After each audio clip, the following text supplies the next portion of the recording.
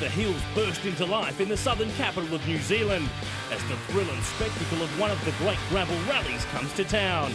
A car rally that attracts a huge selection of classic cars and drivers to accept the challenge of some of the most exciting roads in the world. This is the International Dunlop Otago Classic Rally for 2010. Now into its second decade, the Otago Classic has become part of the fabric of the city of Dunedin, an accepted and exciting part of its annual calendar that attracts drivers and cars from all parts of the world. People have really got behind it, and you can see this evening here on a lovely autumn evening, and the people are gathered around looking at the cars and doubtless meeting the drivers, getting autographs, and it's just all part of the hype of what's to come tomorrow and the next day. And what comes tomorrow is the first of 2 days competition in and around Dunedin. The biggest change in several years with the Dunlop Classic is the inclusion of special stages north of Oamaru. I've never actually rallied on those roads. I've been through Danzy's Pass before on a expedition to the Danzy's Pass Hotel, but never in a rally car. But they look fantastic, county roads, very flowing, interesting gravel, quite different in places, so yeah, it'll be interesting. Regan Ross is back in his familiar black and white Ford Escort, but with a new power plant. Got a proper BDG engine now. Last year we were running an FJ like Derek, a little bit down on power for his one, but yeah, so we've got a faster engine now, and it's really changed the car's handling and performance. And last year's winner is under no illusion about how the competition from his old rival will be. Yeah, look, Regan's a good driver, and now this year he's got a bit more horsepower. He'll be certainly right on the pace. A couple of Datsuns this year from Australia. Very nice cars, very well presented. The drivers are pretty quick too, so they'll also be one to watch. Well, this is the best event in the world. I've competed in a lot of gravel rallies in Australia, and there's nothing that compares to this event. Spencer has competed here before and is a previous winner of classic events on gravel and tarmac. So is there something the Kiwis don't know about the Datsun invasion from across the ditch? I think there's a lot they don't know about the red one parked alongside of us here. It's a pretty special car. I think he'll be the dark horse to watch in this event. I don't think so. It's great to finally get here. We've built this car especially for it. We're about 3 years behind when we should have been here. But no, we're just going to cruise around. We've never done a convoy type noting system. Normally our knots are 1 to 6, so these are 1 to 8. So we're just going to be here and enjoy the rally and see what happens at the end. The big draw card this year is Italian Piero Liatti, driving the Rosendale Wines Escort used previously by the likes of Michel Mouton and Jimmy McRae. Finally we start for today, and okay, I think it's a good day for me. Driven an Escort before? No, nothing. For the first time I drove this car, and we tested 2 days ago, and the feeling is very good, no problem. While the Escort is new to Liatti, his co-driver is not. Former WRC teammate Fabrizio Pons. Together they won the Monte Carlo Rally in 1997. Because we stayed with Fabrizio for 4 years in Subaru World Rally team, and the feeling is very, very, very good. I love it. It's not I like it. I really love it. It's the best in the world. If I have to do one rally a year, this is Otago for sure. The best roads, the best people, the best country is fantastic. And roads this year are very, very nice. Quite fast in places, but very nice. While the Dunlop Otago Classic draws many former international champions back into the game, there's also some local names from the past who were attracted back to this event. I don't know how many years it's been, but it's been a long time since I've done a rally. So I think we get through the first 2 or 3 and see how. I've never done pace notes before. I've always gone blind, so that's a new thing for me.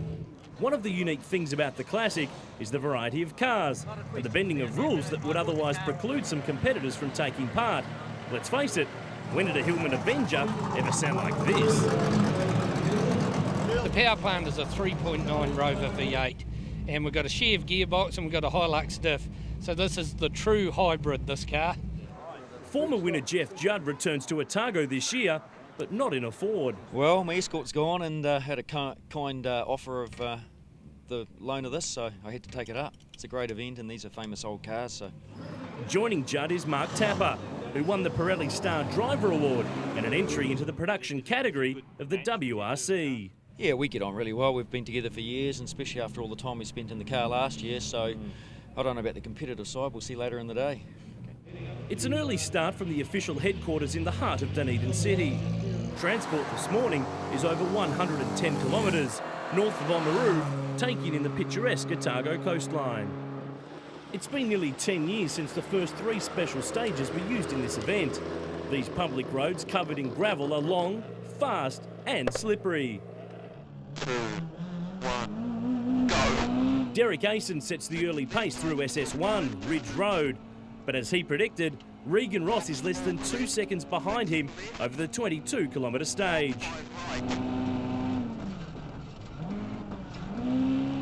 Lock 4 left 60. 5 right. 6 left. 5 right, 5 to 4, opens crest. 5 left on the tarmac. 80. 6 right into lock 3 left 30.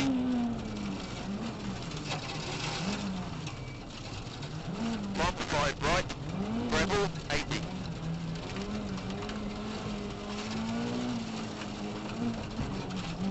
6 left into 4 right 100.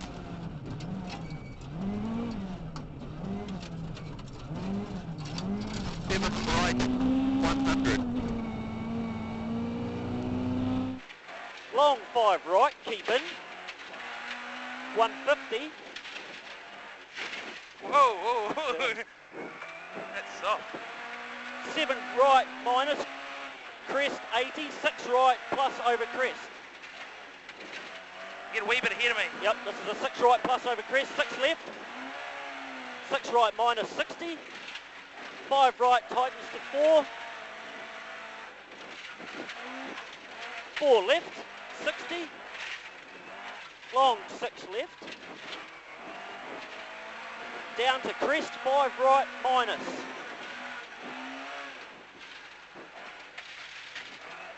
5 left minus. Like a rut's alright. Yeah. 5 right keep in. Long 6 left. 5 right keep in. 5 left.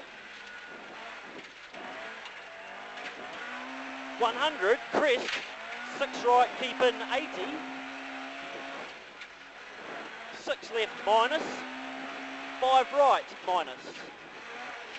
30.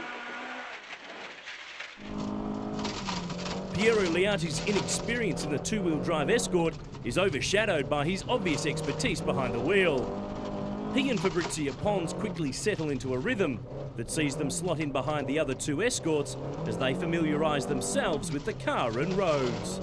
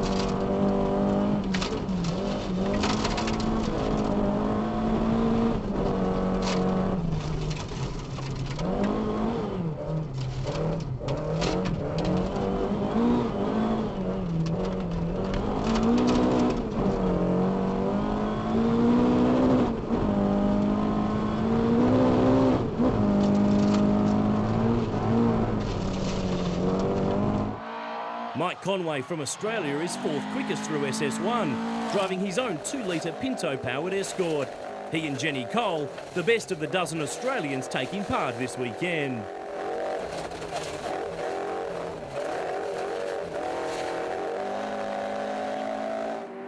Geoff Judd is the first non-Ford, fifth in the replica factory Vauxhall Chevette, with the Datsuns of John Spencer and Stewie Reid split by the only female driver, Deborah Kittle, driving the ex-Ross Dunkerton Mitsubishi Lancer EX Turbo.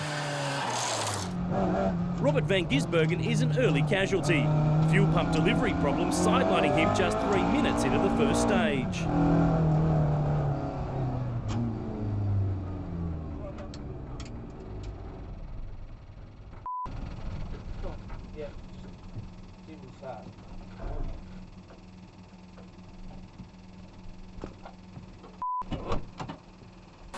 He and the car's owner Scott Melville eventually rejoin, but the rest of the field has raced on by, and they will never recover to seriously be in contention this weekend.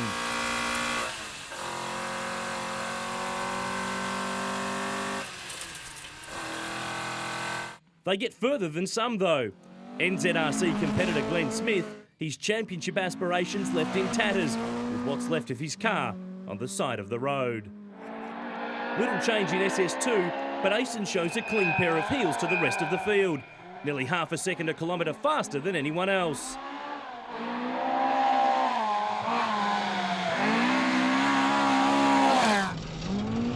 Right 100. 5 right 120. Long 6 left 30.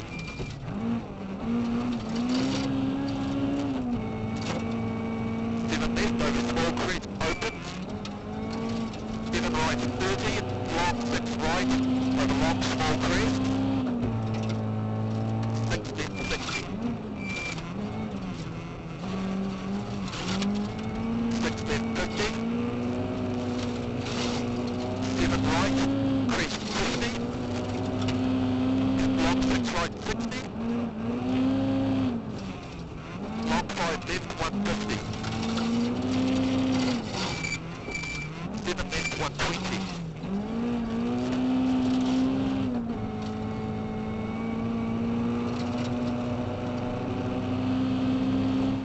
John Spencer's Aussie assault on the Otago takes a back seat in SS2.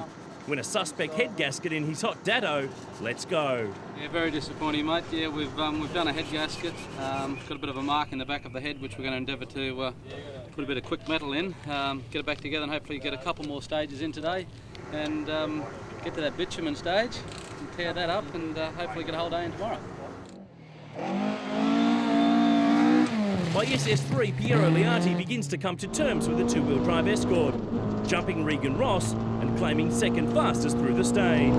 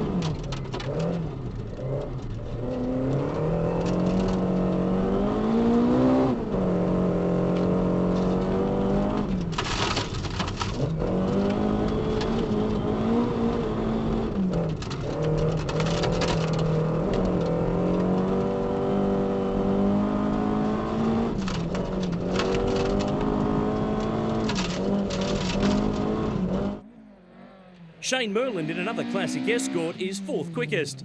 Merlin previously ran a Honda engine, but changed to the genuine BDG to comply with the classic rules for the National Series. My first rallying back in the 1970s and all that was in amongst these sort of cars, and I was in a Chevette at the time and always wanted to drive a BDA Escort, never ever did. So now I've got the opportunity, you know, another 30 years on, here we are doing it, so that's great. There's no way through Danzy's Pass today unless you're a competitor. This long 29-kilometre stage is the link between the North Coast and Central Otago, and it is closed to everyone else. Dust is beginning to become an issue. Even with 2-minute gaps between cars, vision is becoming increasingly difficult, especially for the teams trying to make an impact.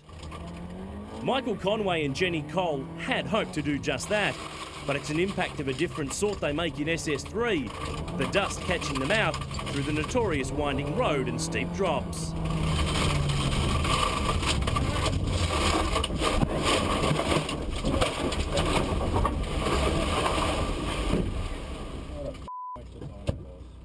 Fortunately, the experienced duo from Australia is okay, and the car is relatively unscathed, until Jamie Green's Datsun 1200 arrives on the scene. Somehow, amazingly, we managed to go off the edge of a cliff and land down the bottom and bounce a bit and stop, and apparently no damage to the car. And then a few cars later, another one goes off and bounces off the back of it and does all the damage that you can see. So, but that's how it goes. SS4, just inland from Palmerston, is Shag Valley Back Road. It's a short 7k stage with a great vantage point by a creek crossing. Just over 1 second separates Derek Ayson and Regan Ross, both drivers struggling at times to keep their cars under control over the fast-flowing gravel surface. 7 tightens to a 630. 6 left tightens to a long 430.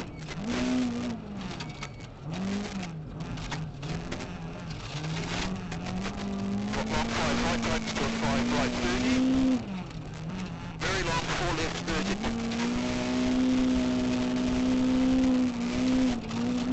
5 right tightens to a 330.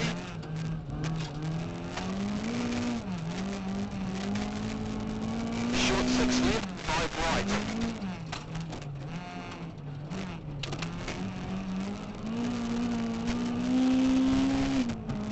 6 left 30. To a 6 left, down to long 4.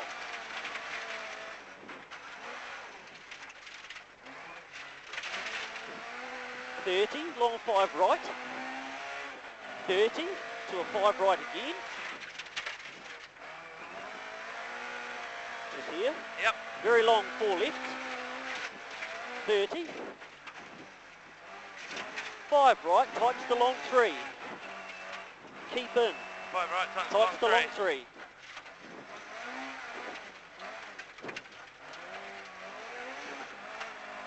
6 left, keep in, 5 right. 6 left, 30, 6 left, tightens to 4. Long 4 right, 30. 6 left minus, 30. Flat 7 right minus. Long 8 left, 60. 6 right, plus over crest, keep in. The big losers are the Italians. Water stopping the Rosendale Escort in her tracks at the Ford. First time I stopped the engine in the water, and then many people push my car, and we stop it for maybe 3 minutes, and then we start again. But okay, the stage is completely off. 3 critical minutes go by, along with 2 competitors, before Liatti and Pons can restart and rejoin. But their rally is all but over. For Geoff Judd, it's an opportunity he needs to haul in the more powerful Escorts. No, well, this is talky. I think the Escorts rev better and probably get their power down a little bit better, and they're a bit longer, quite a bit longer in the wheelbase, so they handle a wee bit better, I would imagine, or they do. Driving without pace notes, Mark Lawton brings the high-powered Revenger home in a credible 7th place in stage and goes 2 better for a personal best of 5th on the repeat through Shag Valley Back Road. Robert van Gisbergen, on the other hand, does the opposite. The talented gravel exponent, who made the name Van Gisbergen famous 2 decades before his son turned his hand to a V8 supercar, has the fuel back to the BDG, recording 4th fastest time, just half a second behind Geoff Judd. But he slips off the road and down 3 places with some less than perfect driving on his second time through.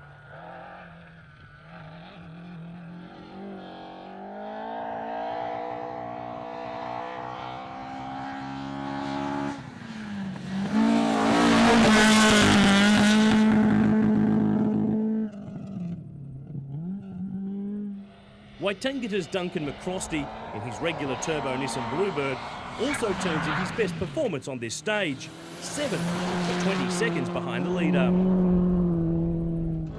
Special Stage 5, Tairi Peak, is full of gnarly crests, a place where driving on pace notes still sees your heart in your mouth. trusting where the road will go over the next brow.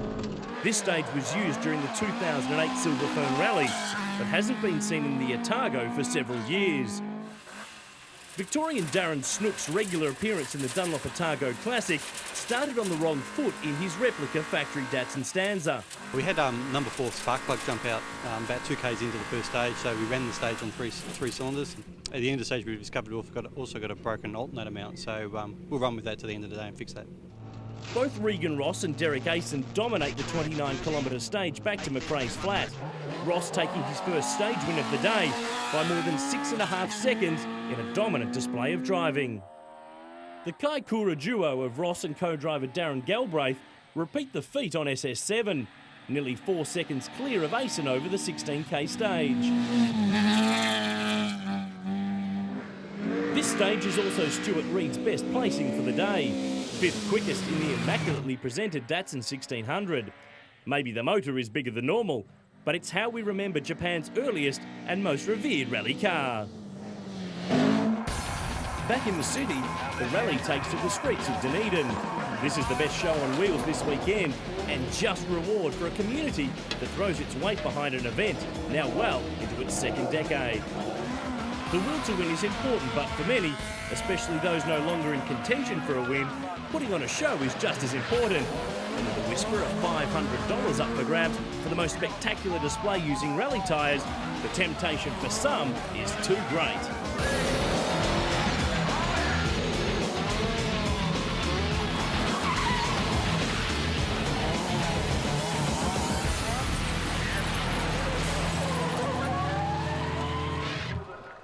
Piero Liatti and Robert van Gisbergen might not have been as spectacular, but their consistency and pinpoint accuracy rewards them with 1st and 2nd respectively at the end of the day.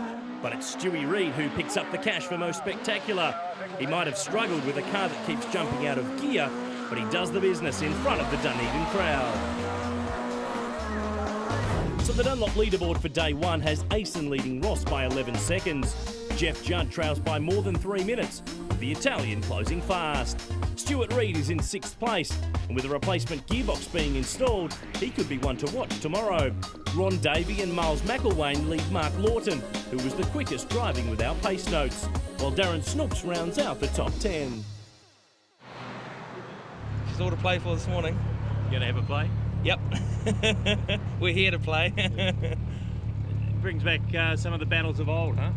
Yeah, Derek's, I guess, always been the old master, and I've been the young apprentice, and I learn fast, so yeah. That's the message for Derek Ayson, the man who leads the Dunlop Otago Classic as it heads into its 2nd day. It begins amongst the pine plantations of Forry Flat, on the outskirts of Dunedin. For 13 kilometres, these forestry roads twist through the pines, including 3 creek crossings that have caught their share of unsuspecting rally drivers in the past.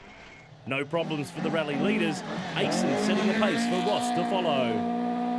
Liatti is 3rd through the opening stage, 5 seconds behind the Escorts, with Geoff Judd adrift by a further 17. As Judd predicted, the Italian would likely overtake him for 3rd sometime this morning. Darren Snooks makes a good start to day 2, 6th quickest through the forest.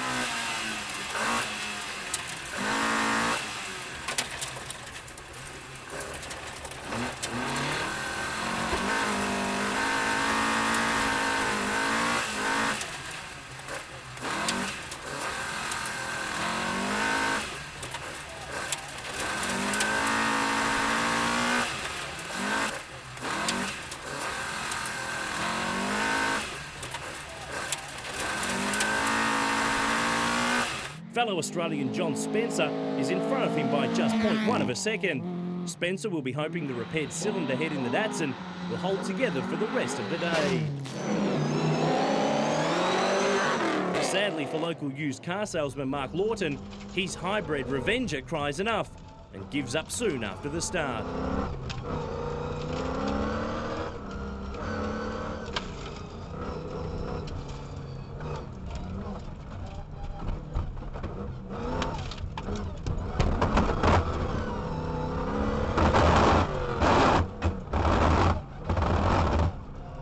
We got about 500 metres into that stage and the diff just let go. had no drive, and that's where it is. So yeah, damn shame. It's a Toyota Hilux diff, and they're pretty strong really, but I guess it's done a few events and I'm not sure what's happened. So it's a shame because we're broken into the top 10 and I was looking forward to having a really good day today. Currybush is considered one of the highlights of the Otago Classic. This is New Zealand's answer to the revered roads of Finland. Considered a classic rally stage with huge blind crests, this is a ballsy stage that rewards the brave and bites the unwary.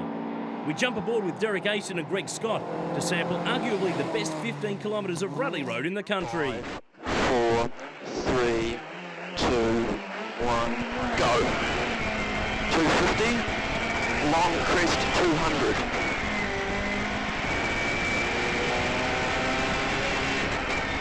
Crest 80, 6 right 30.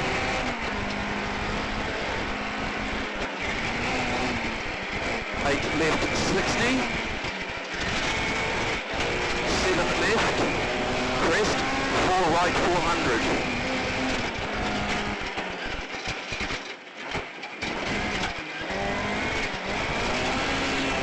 6 right 30, crest 30.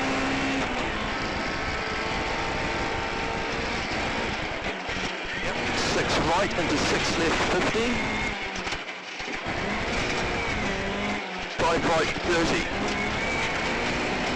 Crest, keep left. 6 left, tightens to a 5, tightens 50. 6 right over small crest 80. Long 5 right, small crest 60. 6 left 30.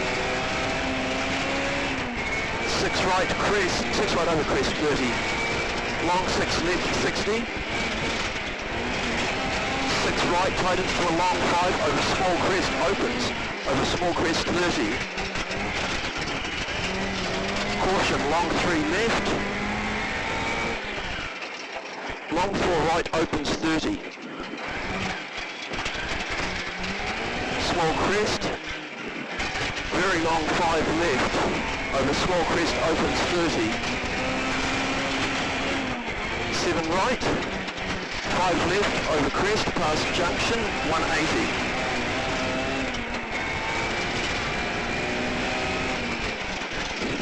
6 right 30.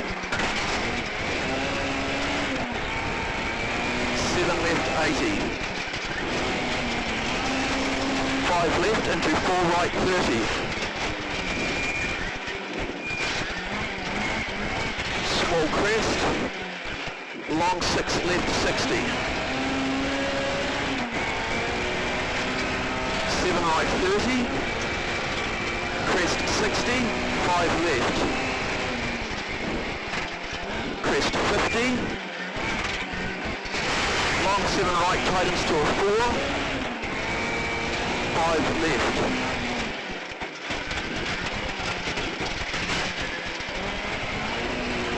5 left opens.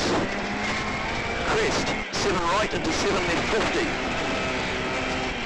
7 right over small crest 150. 7 right over small crest 50. Long 7 left 80.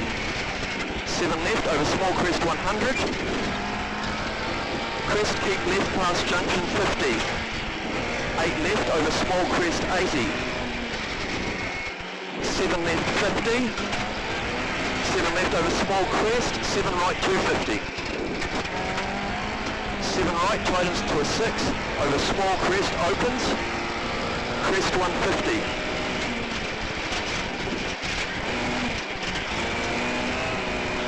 6 left opens over crest 100, long 6 right 120. 6 right 80, 4 right in junction, crest, 6 left 30.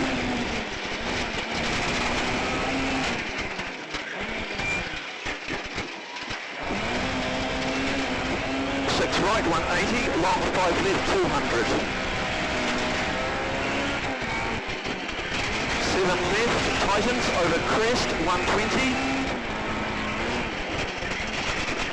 ahead, 6 right, over small crest, tightens to a 5, opens 30. 6 right over small crest, tightens to a 5, 30. 6 left, over crest, 30. 7 right, 80. Sorry?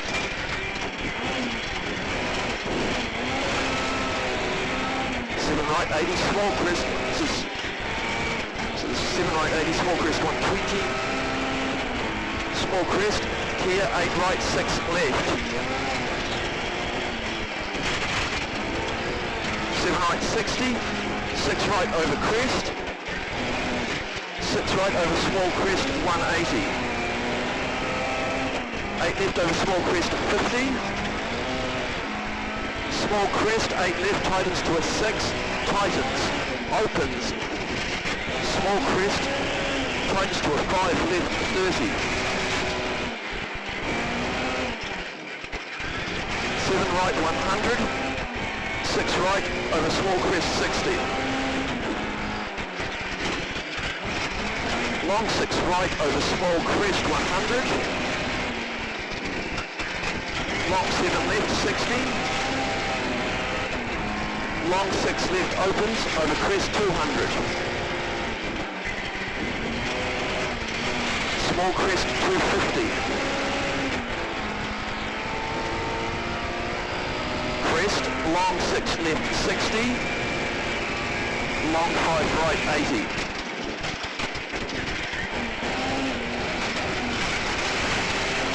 Small crest, 6 left, 120. 4 right and junction, don't go wide, 180.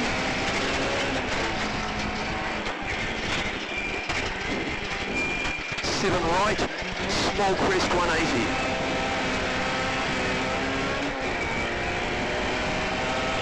Long 7 right, over crest, into caution, 5 left, opens, 30.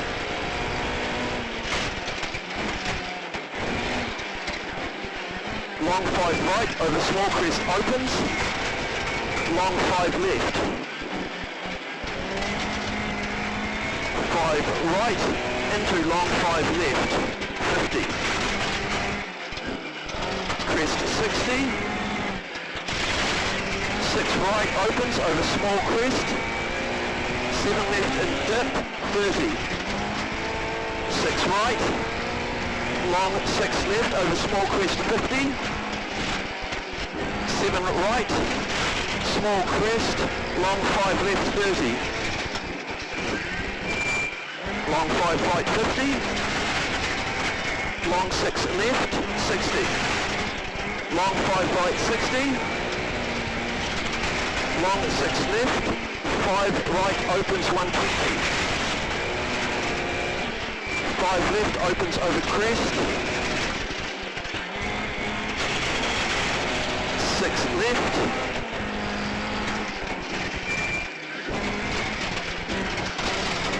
Crest 30. Long 6 left and dip 150. Long 5 right. Small crest 150.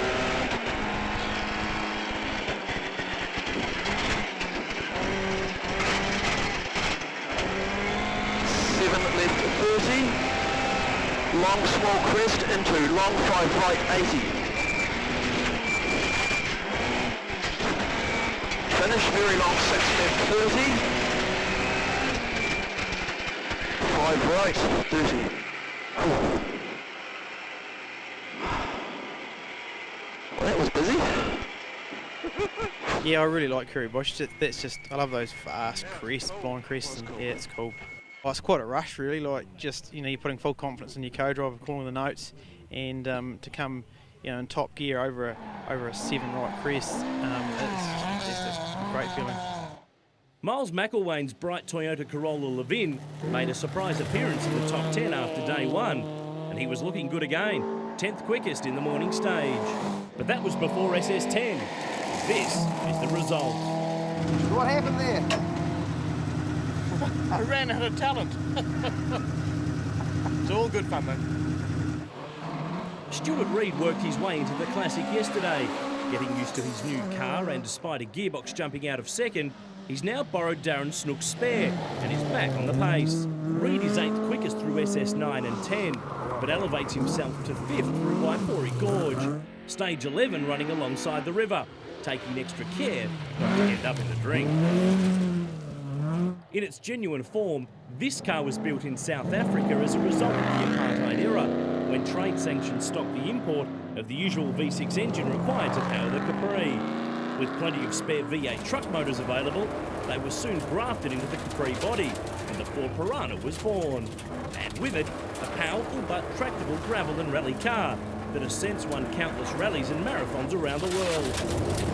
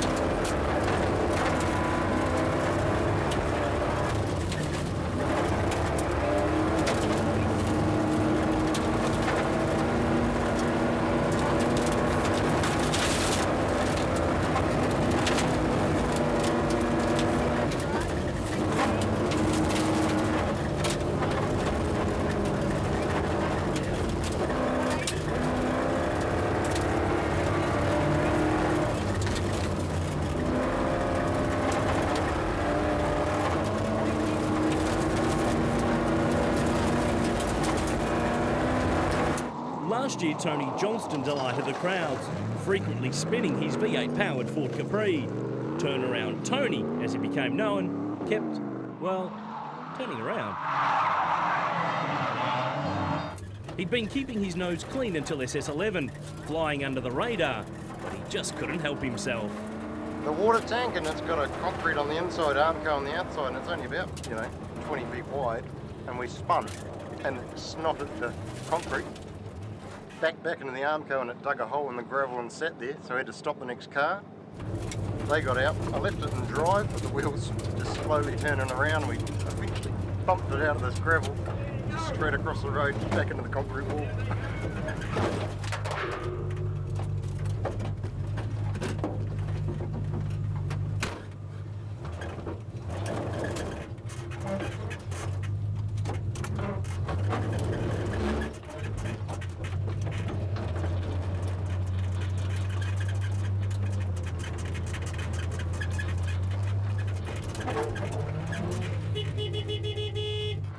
Central Otago has long been the playground for motorbike riders, and this weekend the Dunlop Otago Classic is sharing the road.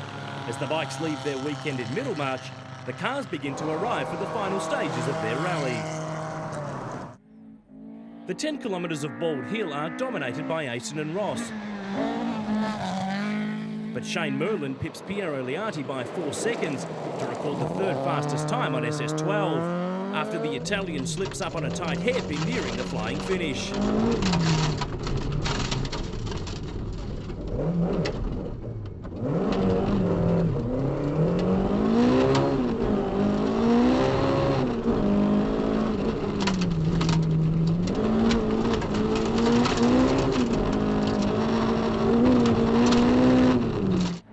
Miles McElwain makes amends through SS13 for his previous excursion off the road. 9th quickest through Longdale will see the Corolla make the top 10 overall. Ron Davey popped up in the top 10 last year and made another appearance yesterday. For Ron, competing in the National Classic Championship this year is bringing some of his past back to life. I had an orange Escort like this, which I last rallied, I think was in 79. So I saw the orange Escort and I thought, that's me. So I'm back into it. Just a 2-litre Pinto, 9-inch drum brakes, so it looks like a Capri in the back end. So it's old school, all right? People get quite surprised when they see drum brakes, but it goes well and it's reliable, and that's what you need for a championship. And another former rally ace back behind the wheel is Carl Ravage. Better known these days as one of the men behind the Silver Fern Marathon, Ravage is not prepared to let the grass grow between his toes. If you enjoy things, why should you stop doing it because you're getting older? No, you're a long time dead. No one knows what's around the corner except you know that it's inevitable. So I think it's important to enjoy every minute of every hour of every day until that happens. And so why sit at home and be miserable when you'd be out having fun like this? Now, amongst a gaggle of Escorts and Datsuns is a lone Fiat. Tony Amers with son Jeremy have been the model of consistency. Despite a few teething issues with fuel delivery yesterday, they kept their factory replica Arbath 131 on the road. They now sit comfortably in 8th outright. Pete, 6 left minus, keep in. 30, 5 right through, great, careful. Keep in, flat crest, 150, down 2, long 5 left. Keep in 2.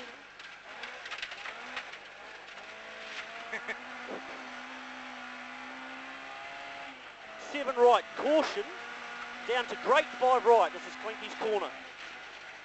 Up front, Regan Ross snatches back 2 seconds through SS13 after Derek Ayson is forced to drive out on a flat tyre. But Ross still trails the rally leader by 7. So I was getting a bit like jelly in that third stage. They worked pretty good in the first couple, but that third one, we just had to be a wee bit careful through there. All Piero Liatti can do is consolidate his 3rd place. He can match the speed of Ross and Ayson, but is unable to claw back their lead after his water crossing yesterday. No, for today, no, it's dry all day. Okay, we don't have a problem, yeah. For Liatti, who hasn't seriously competed for several years, this rally is about finishing, and that means not driving at 10/10. 80%, yes. Not possible to go 100%, no, not possible for me, and because for the last rally, for me is 2004. It's very long time and don't drive the rally car. Yes. Stuart Reid's ambition to take part in the Dunlop Classic hasn't realised the perfect weekend. Today, he's struggling to keep the rear axle together. Driver's side axle keeps coming out when you accelerate and when you brake. So I was quite pleased that I hadn't left the road at the whole stage at the rally, but I left the road in the last stage. Off! So, rallying, it's just an exciting sport full of great people. But Reid's confidence is not dented. The Scotsman 4th quickest through the final stage of the rally, 29 kilometres through SS16 Nenthorn, the reverse of the Ramrock stage used in 2009, and considered the perfect finish to the event. Not so perfect for Van Gisbergen. Almost within sight of the line, he fails to finish after the wheels quite literally fall off his Dunlop Classic campaign.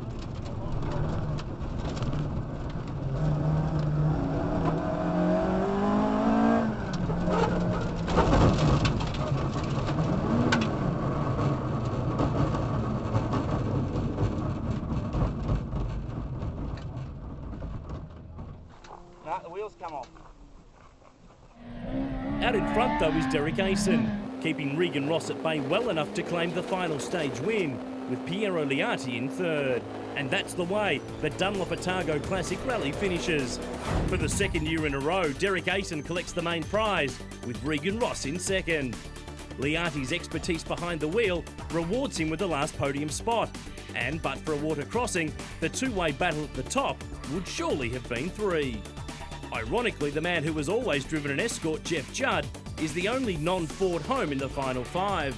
Stewie Reid is the first Aussie home in 6th from Ron Davey, with local Tony Johnston in the V8 Capri claiming 8th.